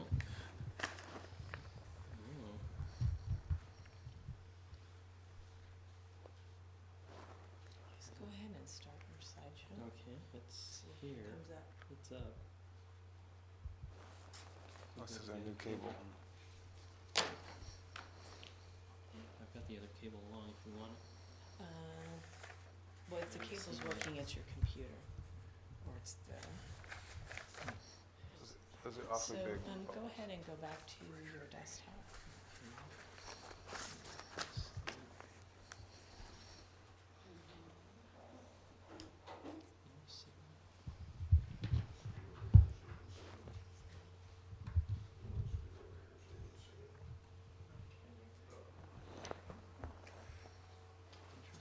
Yeah, I don't know why it's going. It's something on your computer. It's not the camera. Just tell the slideshow to start. Oh, hey. Mysterious, but I'm not going to complain if it's going to work. So as Todd mentioned, you heard this item a month ago, and tonight would be a consideration of the additional environmental information that's been provided. The EMC Planning Group went back and looked at the fourth site, the one that came up at the last meeting, because it wasn't included in the negative declaration. We have it as an informational piece for you tonight. It would become officially an addendum under the CEQA guidelines for City Council when they consider this on the 15th. And item 2 would be to make a recommendation to City Council for a site, A, B, C, or D. So, and this is a repeat from last month, but the regional housing needs allocation is put out by the county every year, or actually by the Council of Governments. Lower income sites are satisfied with a 20 unit per acre density. We can do that either through an R3 zoning, which requires 20 units per acre, or we could put a special condition on a different zone such as mixed use. The city is short of land with higher density. We're looking for about a little less than an acre actually, but we've been saying 1 acre just to make sure we're covered when it gets up to Sacramento. Rezoning of about an acre is necessary. Housing element identified 3 possible rezoned sites, and a 4th one was identified last month. So at the September 3rd meeting, just a quick rundown, the mitigated negative declaration, housing element itself, and several of the implementing ordinances. The commission made recommendations. This got continued to this meeting. For your information, City Council will be considering the negative declaration and the housing element at a special meeting on the 8th, and we'll be considering the implementing ordinances on the 15th at our regular meeting. So after the commission considered the merits of 3 potential sites, this 4th site came into consideration and appeared to be favored by the commission, so we did go back and take additional look at it and provided some information and continued to this evening. Just the review of the 3 sites that were presented in the housing element. And then this is the site that's also under consideration, which we're considering as Site D. Currently mixed use. It does have the Chalmers house and another building on it in the middle. For purposes of the environmental review that we did, we assumed that the Chalmers house would not be removed if affordable housing were put in this site. So if the commission recommends the site at 70 McCollum, there are the 2 options that Todd went over. One is a general plan amendment and rezoning to multifamily housing, high density residential in the general plan and R3 in the zoning, or option 2, which is what staff favors, a little simpler, just the implementation of conditions on this particular site as a text amendment to the zoning. Todd kind of alluded to this whole CEQA issue. It's a little gray. An addendum is only an addendum, a supplemental, are those things all kind of balance on whether there's a new impact or an increased impact identified, and there has not been. But we think it's a little less of an action to do the special conditions on the site than to give it a new zoning designation and change your map. And it's probably the better route to go CEQA-wise. It's a little bit, quote, safer, unquote. There's a little less possibility that anybody would be concerned about it. And I think that's the last slide I've got. This is a very short slideshow. Are there any questions?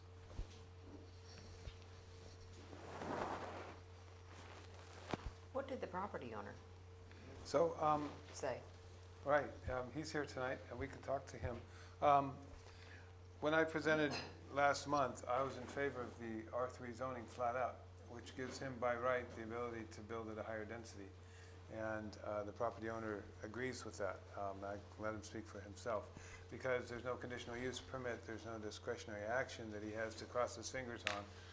He can just go and develop, of course, pursuant to other design guidelines and other things in our general plan consistency.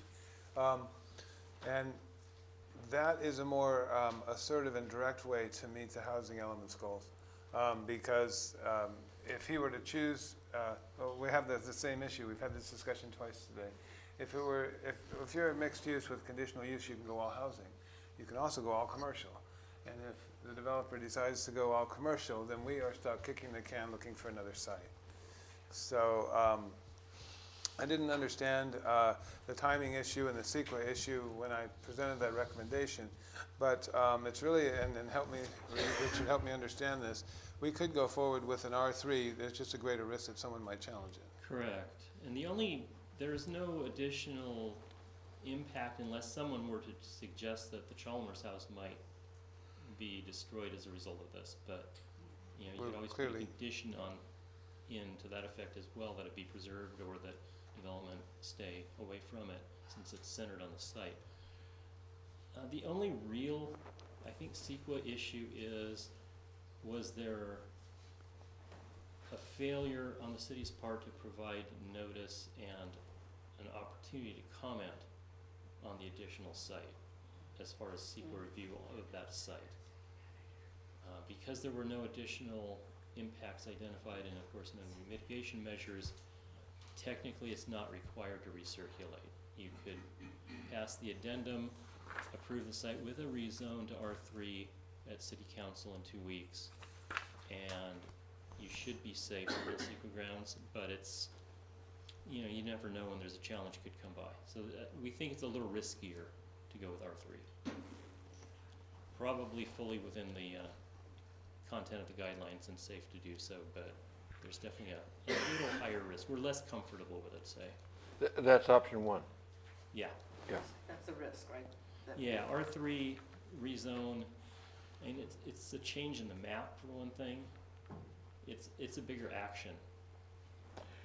So could you explain option two a little bit better if you want? Yes, thank you. Yeah, option two would put basically, there's language now that the state requires to be put with this rezone anyway. That same language would simply be applied to the mixed use zoning. I believe it applies for 6 years, has stipulations that you have to put in what you're saying you're going to put in, and you can't go less. It's basically, the state's had issues with local jurisdictions saying things and not following through. So they're kind of tightening the screws on you guys. Who would do that? So the conditions get put on whether it's R3 or mixed use. It's basically language directly from the state that you now have to put in place. So by going with this property, would we be putting up a red flag if we go with 2? Yeah, I'm not sure it's I mean, a possible issue. It may not be an issue at all. I think staff is more comfortable with option 2. pardon me? Staff's more comfortable with option 2 because it requires less change to the zoning. It's a smaller action on part of the city. And less risk. Yeah. I mean, the risk is probably low in either case, but the one is lower. Is that the reason that staff liked option 2 better, is because the risk is lower, or Yeah, are there correct. other reasons? Okay. Yeah. I think we're saying, if you know the city of San Juan Bautista and where we're going as far as development goes, I think that's where we're trying to cover here. Yeah. So, what's less in exposure? Any other questions? And going by 2, would it allow us to meet the criteria of low and dense affordable housing, would it? Yes. It would take a little more explaining to the state, but it would. I think because the conditions would be on there, they'd have a hard time saying you didn't follow through with your program. The program specifically says R3 because R3 is the default density that the state accepts as accommodating low income. And it just gets back to the risk thing. If there were a lawsuit, the remedy is fairly simple. You would put out a revised CEQA document, circulate it for 30 days and come back. And the lawsuit would become moot at that point. Okay, any more questions? No. All right, we'll open it up to the public. Do we have any letters or anything? Actually, no, we did not receive any letters on this item. No, I have not received anything. And I do have cards already in place. Do you need me to give you a piece of paper so I can speak? Sorry, It's I'm okay. not, Okay. I need your name now. Mark McBride, Okay, thank you. 65 San Antonio. I'd give my social security number, but I'm afraid. I've been in town for 41 years. My wife is a native of San Juan Bautista. I love the city. Our property is adjacent to this piece of property, and my concern is twofold. Number one, my personal need is for, want to make sure that I protect our property value and our privacy. I don't know what type of a project would be, if it's a multi-story, anything like that. That's from a selfish standpoint. From a community standpoint, I mean, that's one of the main entrances to town. And I think that, we should keep that in mind. I know every morning when I'm driving out to work, I see the other apartment complex and multiple cars, multiple cars, multiple cars.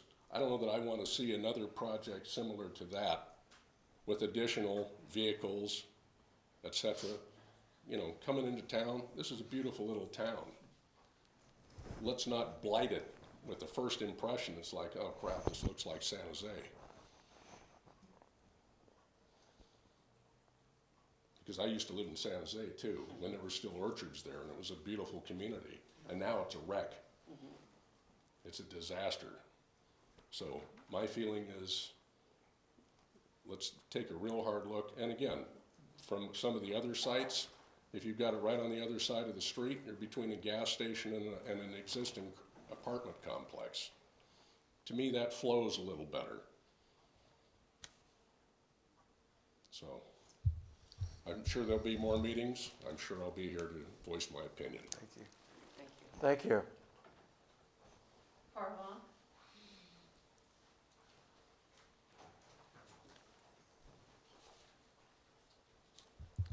Caravonk, 609 3rd Street.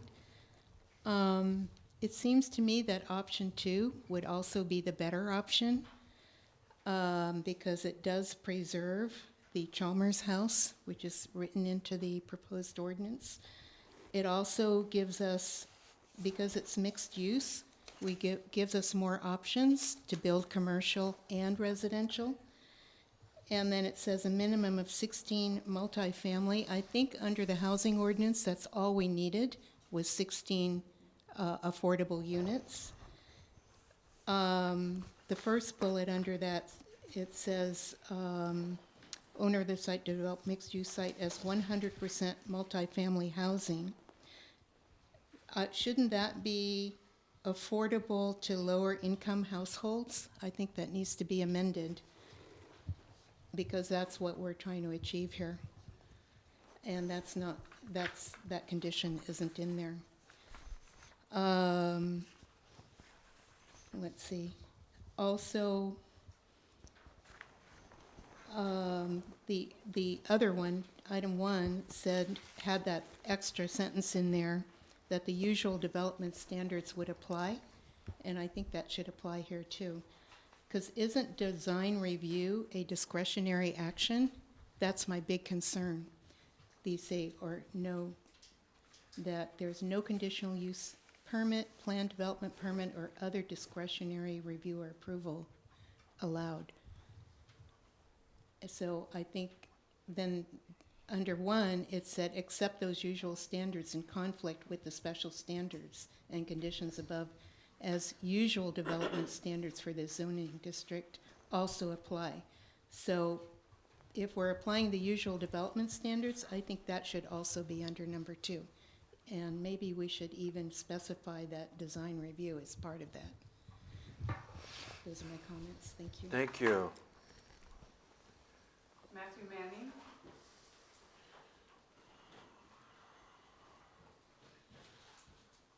Good evening, my name is Matthew Manning. My mother Kathleen and I are the property owners of sites A and B on the original staff report. First of all, I wanted to bring up some of the wording in the original staff report regarding site A, where it says this parcel includes 1 structure and 1 trailer. There's 2 structures there.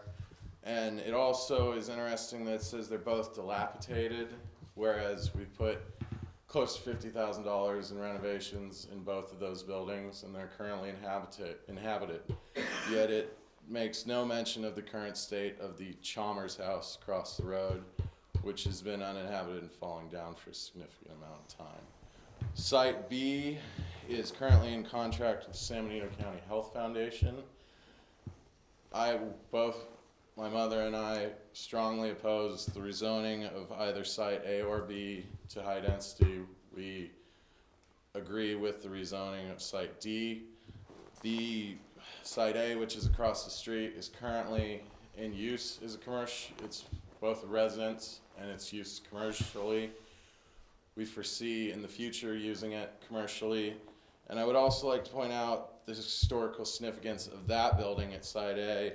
Building's been there for over 100 years and has served this town as a lumber yard and a newspaper print shop. And that's pretty much all I have for you. So, thank you. Thank you.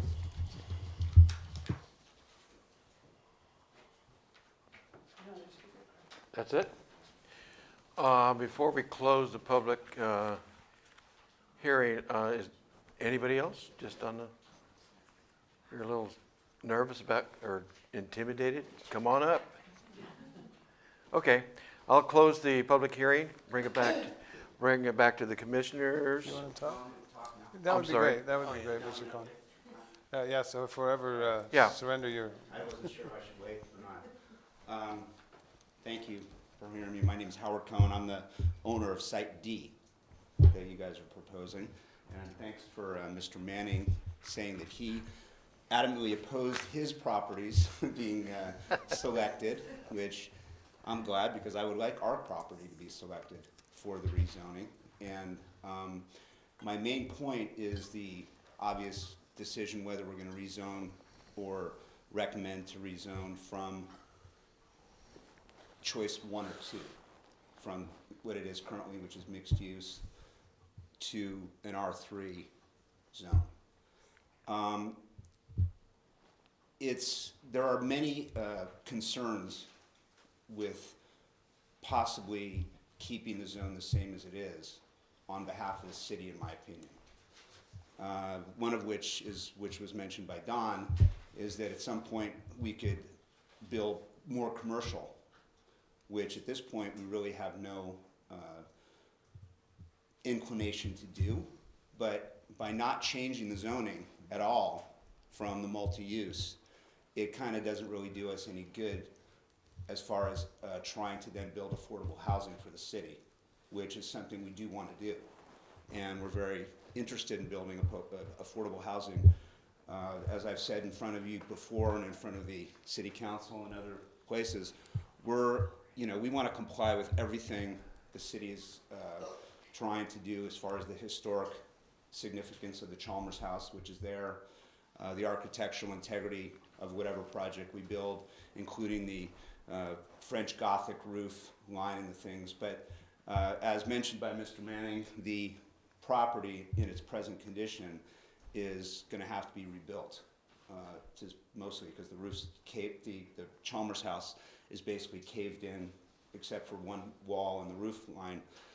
We've had the building inspector out there, and there's no way to save the whole house. It's basically, and I would love a tour. Anybody would like to come for a tour at any time to come.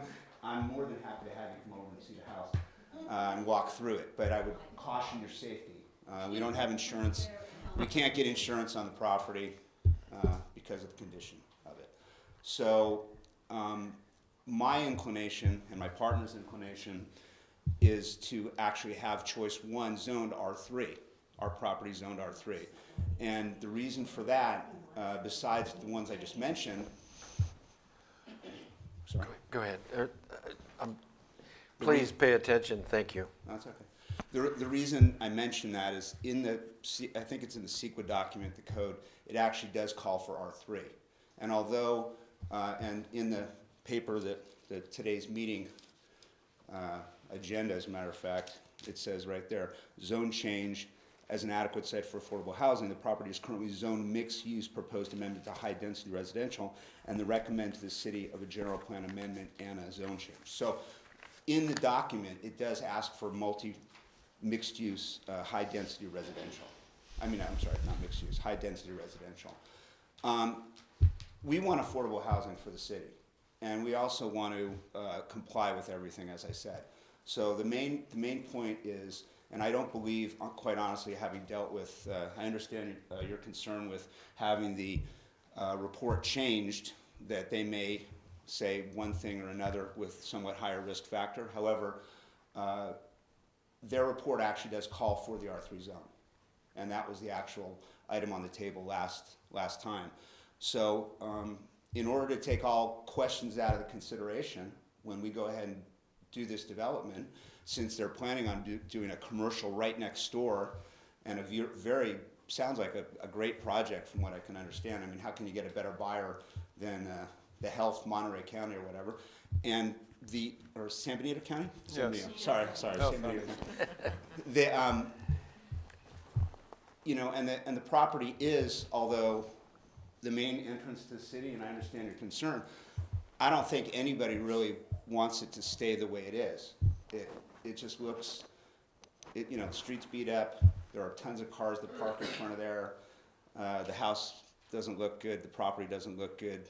I have spent 4 years at that property. We have spent countless thousands of dollars working on plans to build the regular development that we were looking at. I've made presentations in front of this group for several years, and I'm willing to redo the whole thing and rewrite the whole financial plan and the architectural design and the master plan and do all those things, but it has to be beneficial to everybody.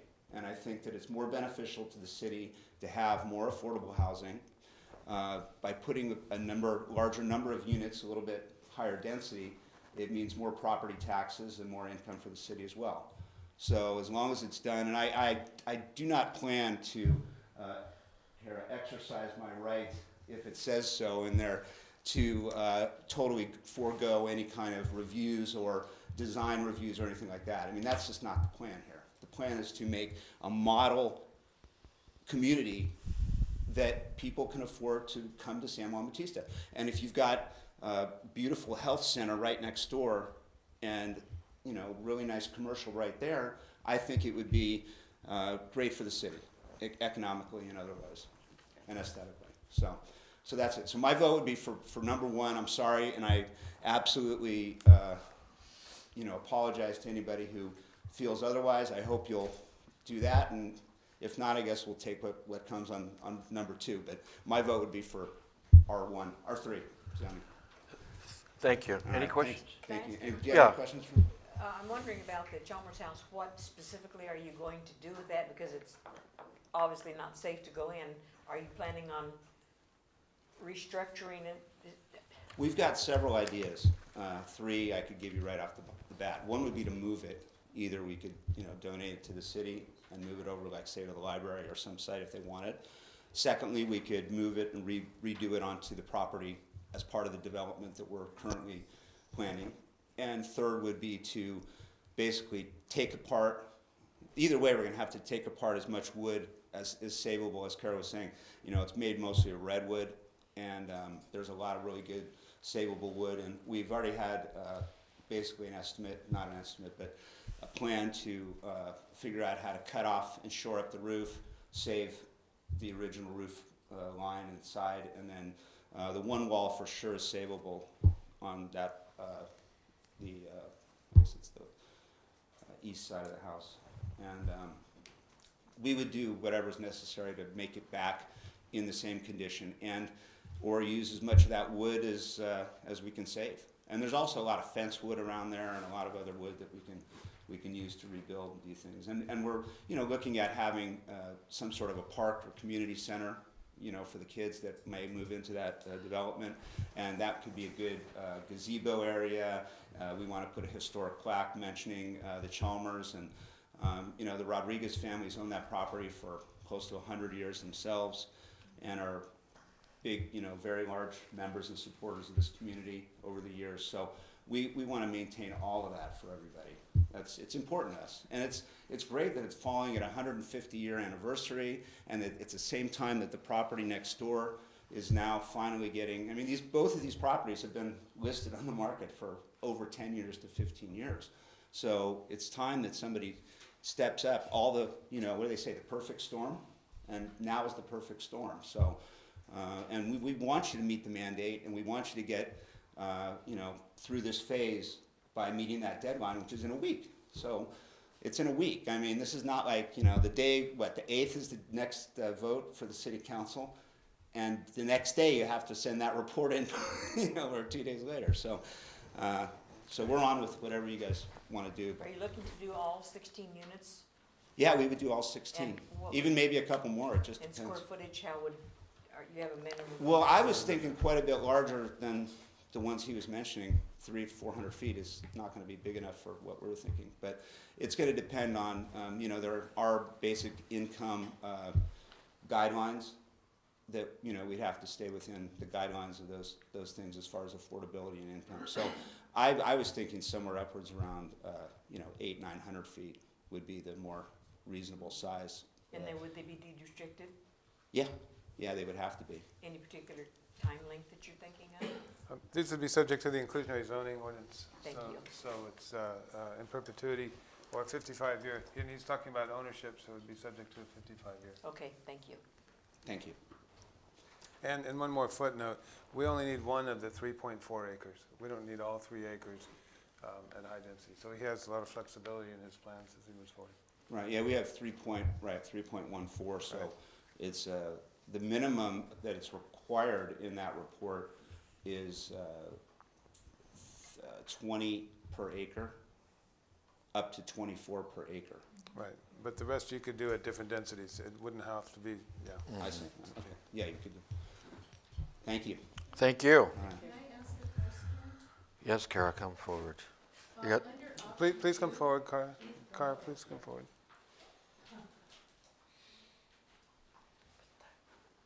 Under option 2 of the, I guess it's the resolution, it says, under the first bullet, the owner of the site has the right to develop this mixed-use site as 100% multifamily housing without a conditional use permit or other discretionary action. So how is that different from 1?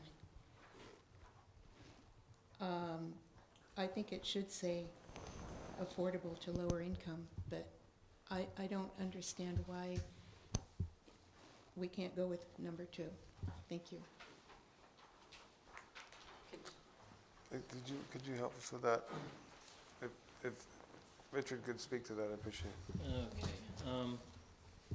Because the conditions are the standard language out of the assumption that it's zoned R3, there may be the need to add an affordable requirement on the mixed-use language. I haven't had a chance to really look at that, but that's quite possible because with the R3 zoning and that standard condition language, there's the assumption that you have a minimum, or that you can achieve the 20 units per acre. If the standard language is calling for 20 units per acre, and I have it right in front of me, but then there's no need for the purpose of implementing the housing element. There would be no need. can we have some quiet, please? I'm sorry, Mr. James. Excuse me. Excuse me. Hello? Thank you, David. Thank you. The key as far as meeting housing element law is the 20 units per acre. So if that special condition language specifically says 20 units per acre, you don't need to add anything on affordable. But if you want to add language on affordable, you certainly could. Inclusionary units do require affordable. Mm-hmm.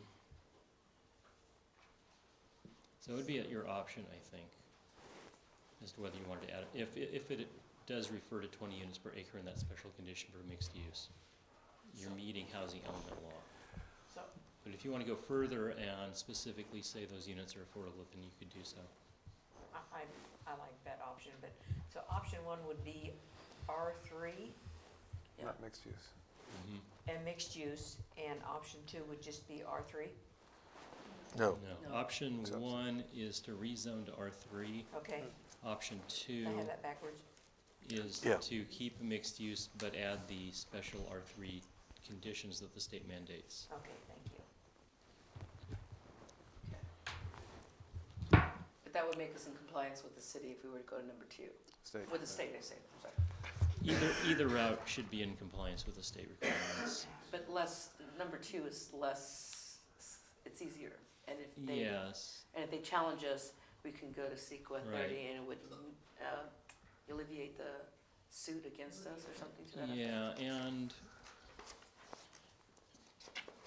once we'll bring the addendum either way to city council, and then there's a 30-day legal challenge period statute of limitations after the city council meeting.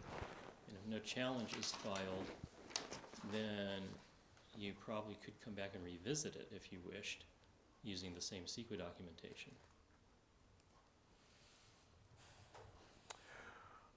Okay, that's it? And Anything that's else? just to throw another wrench into the Okay. possible All right, okay, routes. okay. Okay, thank you. So I'll close the public hearing. Closed. Bring it back to the commissioners. Have anything further to discuss? Have any concerns, questions? Yolanda? We're going to make a motion?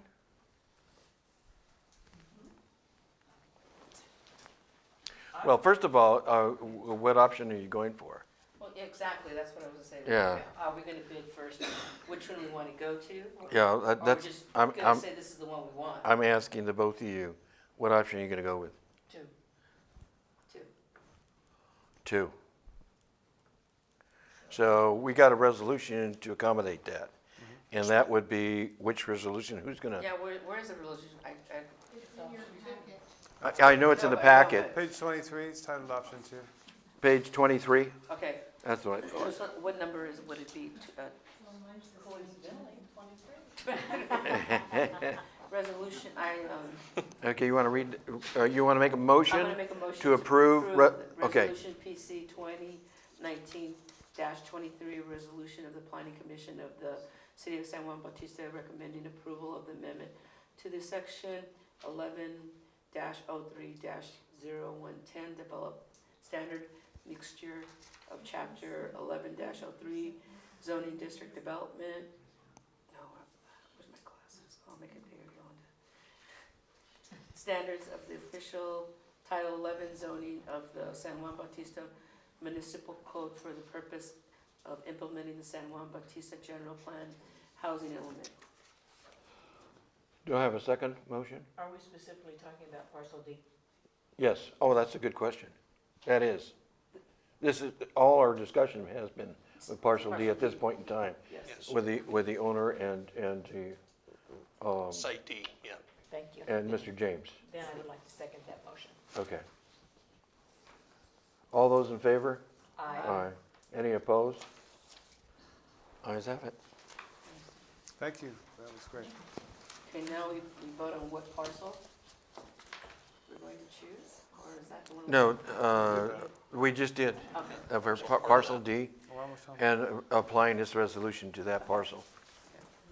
Louise, Louise, All right. is somebody go get Louise? Here, I'll go get him, Mr. Chair. I'll go get him. Oh, okay. I need to take a 5-minute break.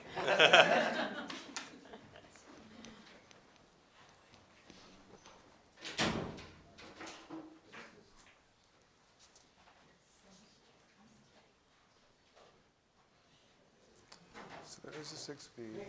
Great, okay, good. I brought my notes on that. Great.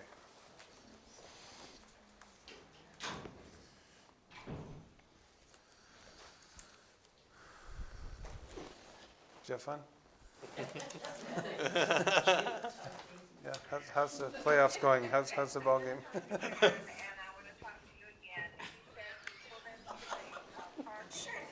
Shirley, it's in the microphone, Shirley. Oh, I'm sorry, I thought we were adjourned. Y'all don't mind me. Holy smokes, I am so sorry. You can erase that from the minutes. That wasn't on the agenda. Oh, yeah. Where is he? Does he just get up in the middle and not adjourn the meeting for 5 minutes, or? He just took a break to use the Took a restroom. break? Yeah, he'll be right back. He called for a break, yes. So I'm perfectly sober and I could listen to a message and everything. I'm gonna resign now.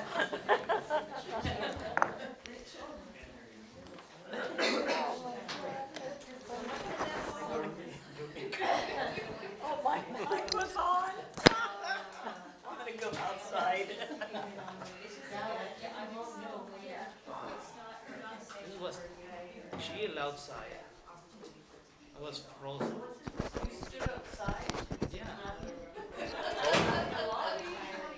I forgot. But then, Well, that's in your message.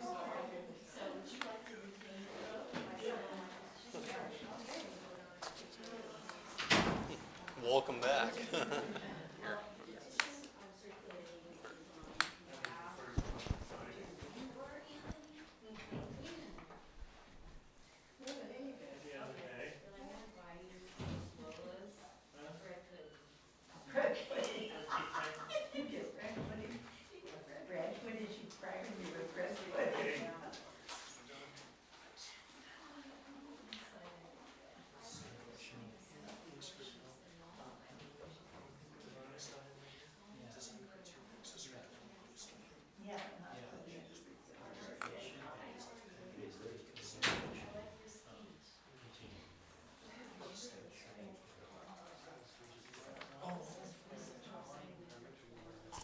Which more water? oh, thank you.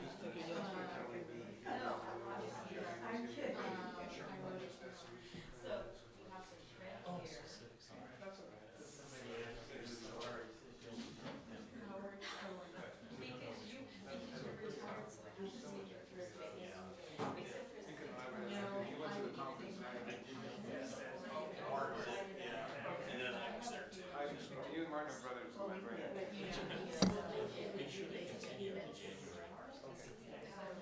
That's just discussion. There's no, this is okay. It's just discussion. That's the Manis or the Rodriguez? Which one? I- What was the question? The property, this property is Manis or Manny? No, it's Rodriguez? Rodriguez. Okay, let's go.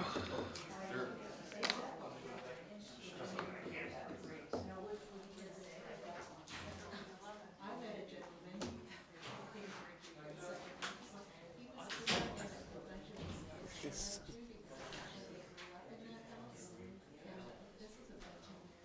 I think this was the Manis. Yes. The first two parcels are, Oh, okay. and then the third parcel is Chalmers.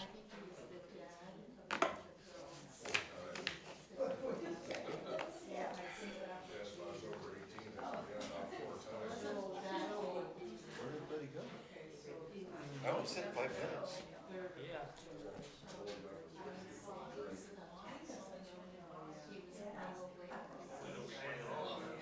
I thought we were going to be at 8 o'clock. That was my goal. See my kids before they crash. Who gave them cell phones?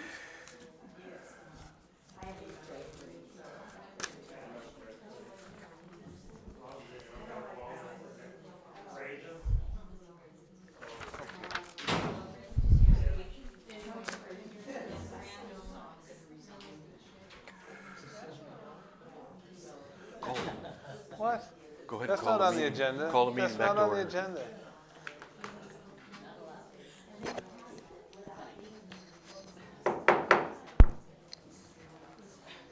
Okay.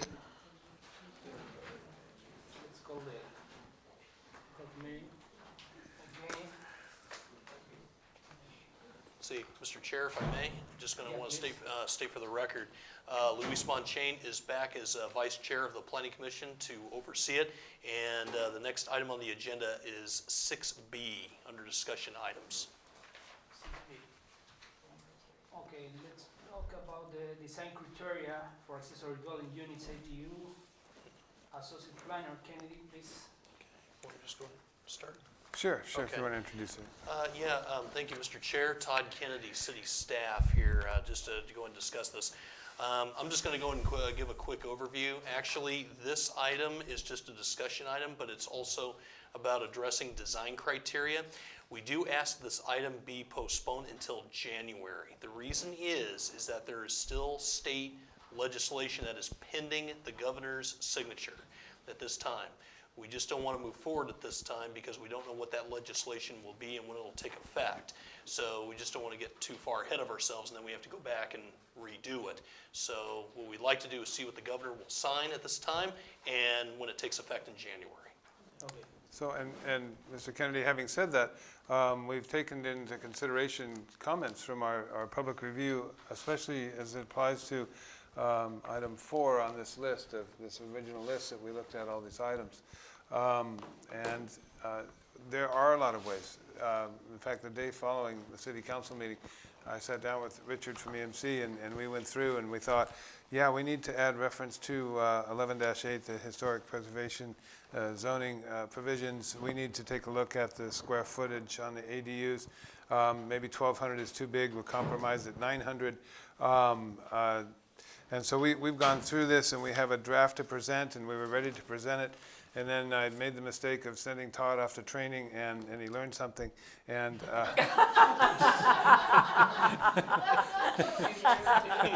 and EMC agrees that with several pieces of legislation on the governor's desk, it would be foolish to adopt something now. So we were taking Cara's comments into consideration in particular and ready to bring something forward. So if you have speakers on the side, we're happy to entertain them. Or questions. Did I submit a comment card? You have some questions? No. No. Only comments from this item? I think I submitted a card. Okay. Thank you. Glad to hear that some of the suggestions were put in.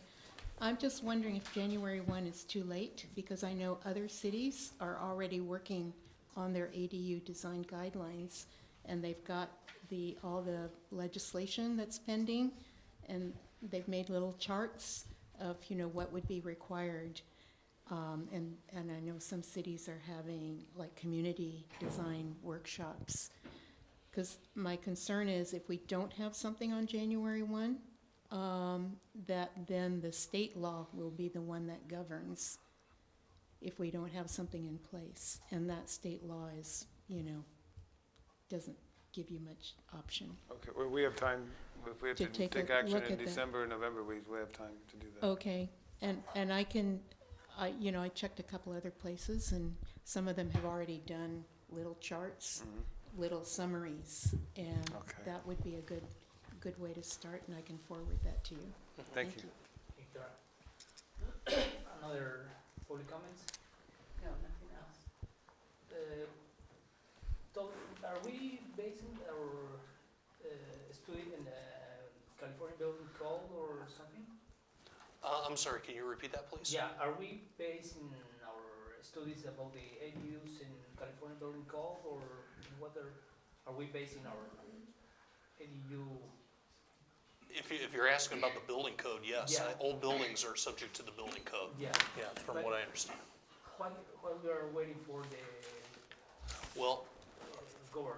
Well, let's see, we're waiting for the governor's signature because it's about designs. And it's about like what goes in, just like it was what the previous speaker just said. What we just want to see is like what is going to be taking effect pending the signature. Oh, okay. Okay. Okay. Well, let's move forward. and discussion item C. C. C. 6C, that's correct, sir.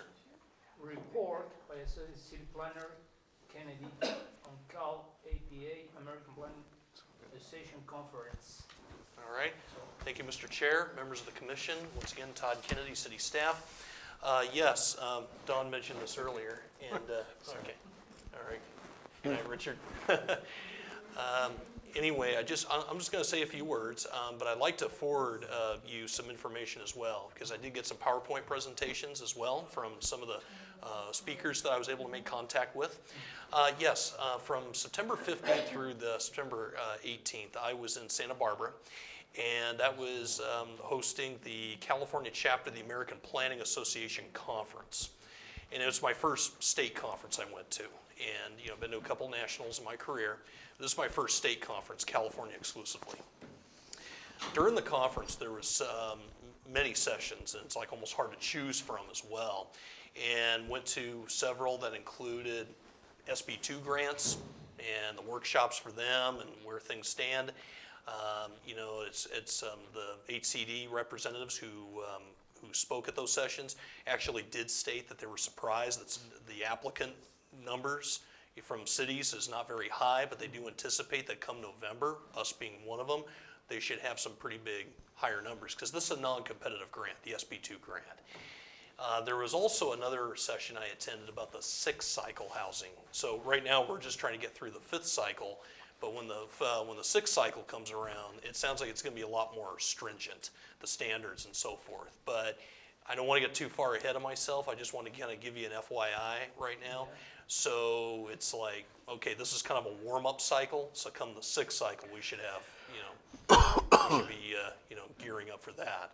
But in the meantime, I just want to, focus on the 5th cycle for obvious reasons. There was another session I attended, and I was able to get the information. It was upcoming legislation. I was able to get the PowerPoint information from that. I'd like to forward it out to the Planning Commission, just as an FYI, and all that this is what the information is coming down the pipes. And it includes what the previous item was about upcoming legislation that governs designs for ADUs. So anyway, but other than that, it was a good conference, big turnout and so forth, and even attended with fellow planners that are in and around the area, including Watsonville and Hollister, and Gilroy too. So we were able to all touch base and all up against the same kind of challenges that of every city that we're up against. So anyway, but I just wanted to conclude. But I could definitely provide you more information if you'd like, just so that way you can see what it was all about.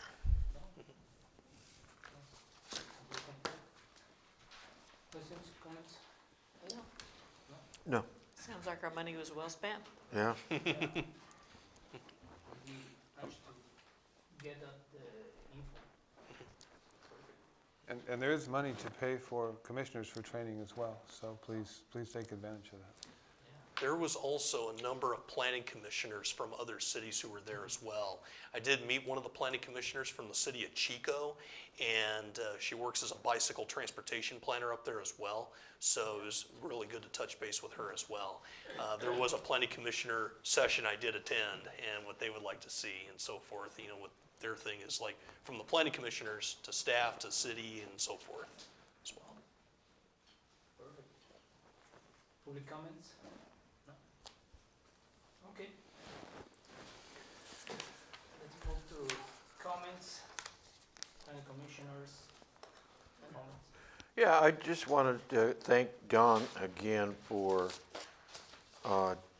looking into what training we might need, how we're going to get supported by by our council, and as far as further training, as far as giving us the information that we need, building up both Historic Resource Board and the Planning Commission in any way we can. And it's good to hear that the council is going to support us on that. And I'm hoping that as we go further into this, that we can sit down and put some kind of a plan together, like for what kind of training do we need? Do we all have to go? Maybe one person can go for everybody, that kind of a thing to expedite things. And what is it that we need to train in? Maybe that goes into the codes that we have to put in as far as what we need to do as a city when it comes to training, what have you. So, looking forward to all that. Thank you again. Can I say something? Just to piggyback on top of that, we get things from Utah, that this webinar, this whatever's on a lot Yeah. of stuff, and I would absolutely like guidance from the city council, because I look at some of those and I'm thinking, I don't know whether that's going to be appropriate for, what we're doing, and I would like to go to things that are gonna be San Juan specific. Right. Rather than, San Francisco or something that would be Right, more right. appropriate for us to learn here. So I really appreciate that. Thank you, both of you.